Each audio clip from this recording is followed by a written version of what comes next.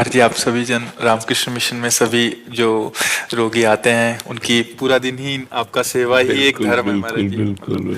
हम वृंदावन वासियों के लिए, ब्रजवासियों के लिए मतलब बहुत अमृतमय स्थान है, क्योंकि अगर रामकृष्ण मिशन ना होता तो हम सबको बाहर ब्रज के कहीं ना कहीं भटकना पड़ता। हर सुविधा, हर मर्ज की दवा और जिनके पास अर्थ नहीं उनकी भी व्यवस्था स्वामी जी के इस मिशन में बहुत सुंदर होती है।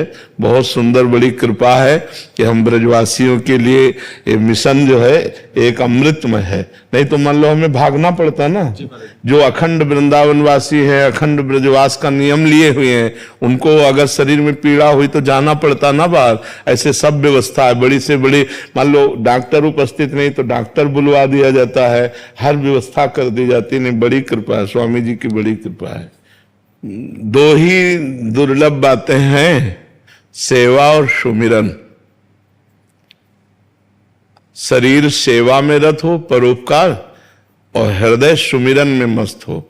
जो अपने गुरु प्रदत्त साधना है, मंत्र है, नाम है, जो भी सुमिरन पद्धति है, अगर निरंतरता हमारी चिंतन में अपने इष्ट की है, अपने गुरु की है, और शरीर सेवा में रत है, इससे बड़ी कोई तपस्या नहीं, इससे बड़ी कोई साधना नहीं।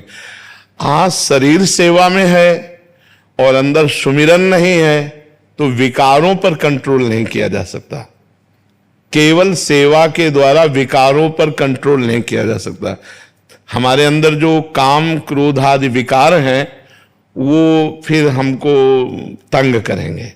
अगर हम अपने मन को सुमिरन में लगाए हुए हैं, खाली नहीं है, और शरीर सेवा में लगी है, तो फिर परमानंद की वृत्ति आ जाएगी।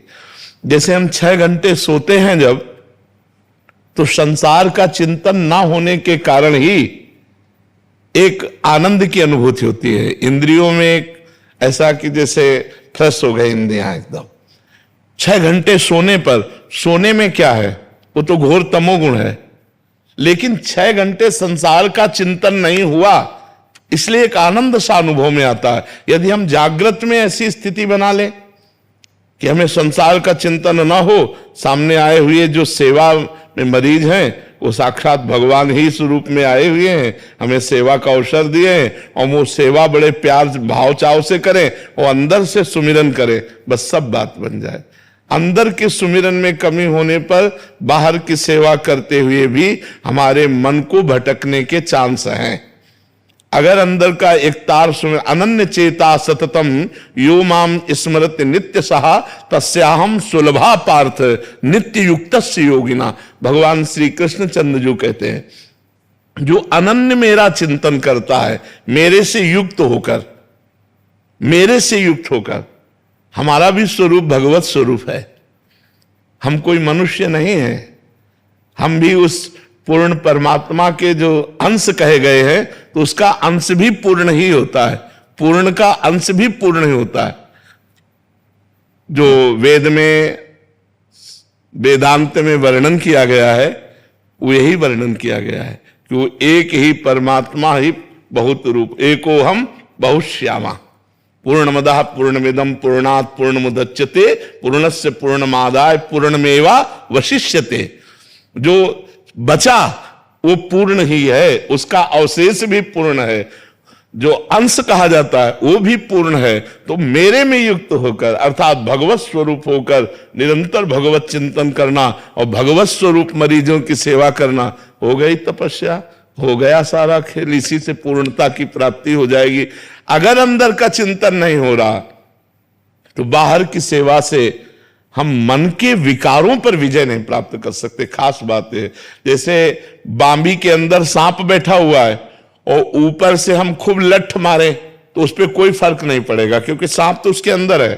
तो सुधार अंदर जो हमें चाहिए, मन पर जो सुधार चाहिए वो चिंतन से होगा। भगवान कहते हैं अनन्यस चिंतयन्तो माम ये जना पर्युपासते तेषां नित्याभियुक्ता नाम योगक्षेमम वहाम्यहम्।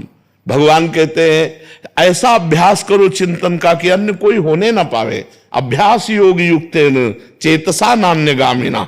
अगर हम ऐसी स्थिति बना लें कि हमारा चित्त कहीं जाए ना, निरंतर भगवत स्वरूप में स्मृति में तन्मय और शरीर सेवारत, भगवत प्राप्ति निश्चित। हम भगवत स्वरूप ही हैं, तत्त्वम आशी, हम कोई और नहीं है। ये भ्रम हो गया शरीर भाव में आने पर कि मैं जीव हूं, मैं पतित हूं, मैं नीच हूं, मैं, ये सब इस शरीर भाव में आने पर। अगर शरीर भाव को थोड़ा छोड़कर देखो तो शुद्ध बुद्ध परमात्मा ही वो आत्मा के रूप में प्रकाशित हो रहा, कोई दूसरा तो है नहीं। इसलिए हमें मनुष्य शरीर मिला सेवा के लिए, तो इस शरीर को सेवा में लगा दें, और मन मिला है मनन करने के लिए, चित्त मिला है चिंतन के लिए, तो इसे परमात्मा चिंतन में लगावें।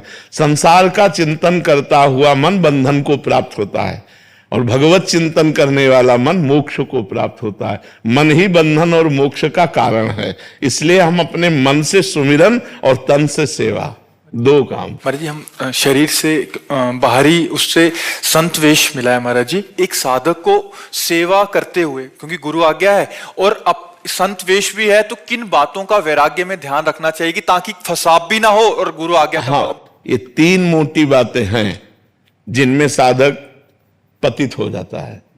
पहला है कामिनी, दूसरा है कंचन, और तीसरा है कीर्ति। अगर विरक्त साधक होकर के कामिनी को कामिनी भाव से देखेगा तो फिर बिगड़ जाएगा। अगर, क्योंकि जैसे आप सेवा में हो तो सब हैं, हमको उनको, जैसे हम मां शारदा को देखते हैं तो हमारे अंदर क्या भाव आता है, साक्षात भगवती अम्बा ही विराजमान है, तो हम उनको साक्षात भगवती अम्बा का ही अंश देखें तो हमारे अंदर काम नहीं आएगा। अगर हम कामिनी स्त्री के भाव से देखते हैं, लड़की के भाव से देखते हैं, तो हमारे अंदर कहीं गलत स्फुरणा होने की संभावना है। तो हम स्त्री शरीर के प्रति, क्योंकि पुरुष शरीर के अभिमान से युक्त है, तो स्त्री शरीर के प्रति राग का त्याग करें। संसर्ग दोष न चढ़ने पावे, साथ रहते हुए सेवा करते हुए भी संसर्ग दोष न चढ़ने पावे, स्त्री राग हमारे अंदर ना आने पावे। दूसरा कंचन, शायद है कि उसकी आपके ऊपर कोई प्रभाव पड़ेगा ही नहीं, क्योंकि वो तो डिपार्टमेंट है, आपको तो केवल सेवा करनी है, रुपया हाथ में तो लेना नहीं है, आपको तो केवल सेवा करनी, तो कंचन से आप बचे हैं। और कीर्ति, कीर्ति स्वामी जी की होनी, आप परमहंस जी की होनी, आपका उससे कोई मतलब नहीं है, आप तो उनके सेवक हैं। एक प्रधान बात है, अगर साधु अपने जिंदगी में स्त्री संयोग ना करे, विरक्त साधु, और कंचन और कीर्ति, इनसे अपने लगाव को बचा ले, तो भगवत चिंतन करते हुए भगवान के स्वरूप को प्राप्त हो जाएगा। मोटी बात है, लोक ऐष्णा, वित्त ऐष्णा, पुत्र ऐष्णा, इससे बचना। अगर इनसे बच जाए तो सब बच गया, क्योंकि ये छोटी मोटी बात नहीं है। स्त्री संसर्ग छोटी मोटी बात नहीं है। 20 वर्ष संसर्ग ना होने पर भी अगर संग मिल जाता है तो मन में हलचल पैदा हो जाती है।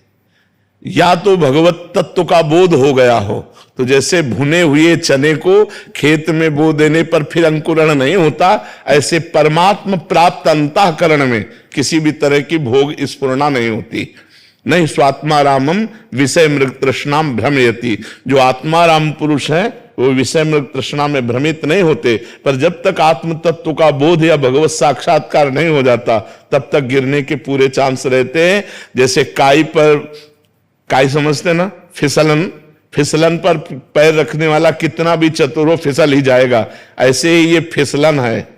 इन फिसलन के संसर्ग में रहने पर यदि भगवत चिंतन में चूक पड़ी तो फिसलना हो ही सकता है। बस इसकी बचाव की बात रखे तो बस सब और मंगल है, और सब मंगल है। खान पान विश्राम, इनमें कोई हानि नहीं होने वाली। हानि होती है जब ये संसर्ग हमारे अंदर आ जाता है, धन की तृष्णा आ जाती है, नाम यश कीर्ति की चाह हो जाती है, स्त्री भोग की वासना जागृत हो जाती है, तो हमारा पतन हो जाता है। इसलिए हम साधु जो विरक्त भेष के हैं, प्रधानतया माताओं बहनों के संसर्ग में रहना पड़ सकता है, तो उन रहते हुए भी हम वहां भगवती भाव रखें, अम्बा भाव रखें, जननी भाव रखें, देवी भाव रखें, लड़की भाव ना रखें, भोग्या भाव ना रखें, तो हम बच सकते हैं।